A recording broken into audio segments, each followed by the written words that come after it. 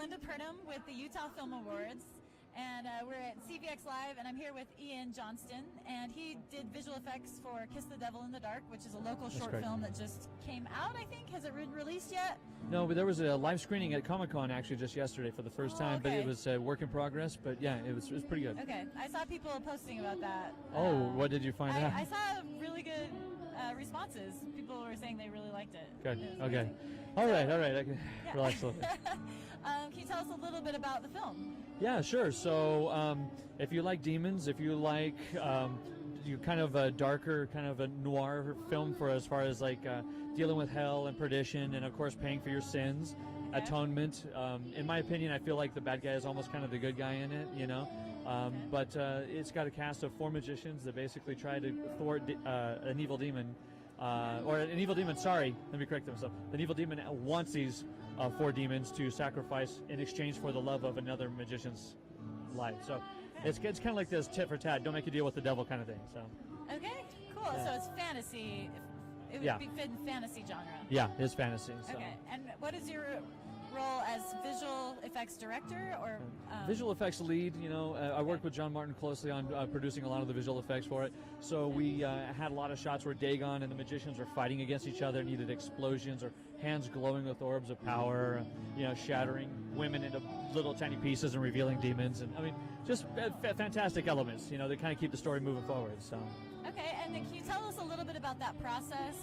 I know I've done a little bit of editing. I haven't even done visual effects, and it's a lot more complicated than people might think. But can you tell us some basic things about?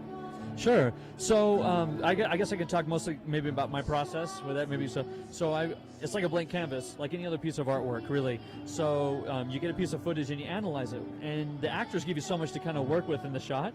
So you kind of have an understanding as far as like, well, in this scene, a certain effect needs to happen. And you start materializing a vision based on the intention of the actor that's going to be creating the visual effect or the environment. But it's all about reaction, right? So you got to play towards a color palette. You got to start laying down broad strokes, and then you start taking pieces of footage and you crop them and tilt them and rotate them and play out the flames and the explosions, so they fit into the hands. They fit, and then you take it one step further, and you track motion capture. Not motion capture, motion tracking. So we actually track the footage and attach the effects to the footage. So it looks like it's actually existing in that space in 3 dimensions. So that's a real dumbed down way. Okay. Yeah, no, that was a great summary, I think, for people that don't know. And I mean, one thing that I didn't know when I first edited film for the first time was that coloring is a whole different aspect of film. I think a lot of people don't really realize that but that I think is done before visual effects, but it does play in. Is that correct? Yeah, it can. Yeah, it's ideal if it's done before, because everything that you do with visual effects layers up on itself. You literally have layers upon layers upon layers of effects, and they do inherit the colors of the footage underneath. And at times, sometimes the visual effect needs to kind of be readjusted. So you can colorize before, after, but it's best if you do it before. Yeah. Okay. And what kind of projects do you work on? Do you usually do visual effects, or are there other things that you do?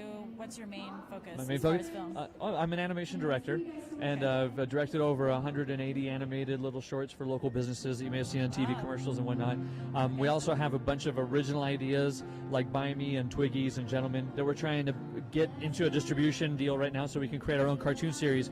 Well, one thing about TML Studios is we saw by having our fingers in video games and in entertainment here in Utah that all the talent is leaving, and we wanted to create a place to aggregate that talent, basically an animation studio where all that talent could do that work regularly instead of having to leave the state.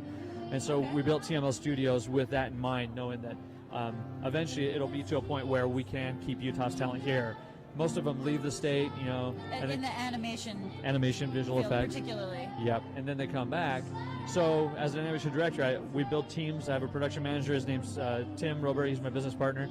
And so we're slowly building that up. That's what we do. So. Okay, and what is the company called again? It's TML, which is too many legs, so TML Studios. Okay, and where can people find this if they wanted to contact you about work or about using your studios? TMLstudios.com. That's where you can go to.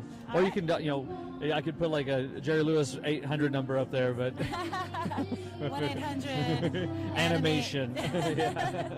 Cool. Yeah, don't dial that. That won't go to us. But And where are you guys located? so we're in the 4th floor of the Broadview University on 24 South and State. So we've created a nice little partnership with Broadview University, where we're building a nice little animation kind of hotspot hubble with them to further the business growth. So. Okay, so do you work with students a lot there? Yes, we do. Okay. We have a lot of interns coming from the student from Broadview directly, and also from students that find us online and come ask us if they can intern. So. Okay, I've been to Broadview several times, and that sounds like a really good. It's a cool space, and it sounds like a good partnership or opportunity. It's a growing space for sure. We're up there on the 4th floor. So. Cool. And what are you working on? Oh, actually, it looks like we're out of time. Oh, yep. But thanks so much for talking with us. Oh, my and pleasure.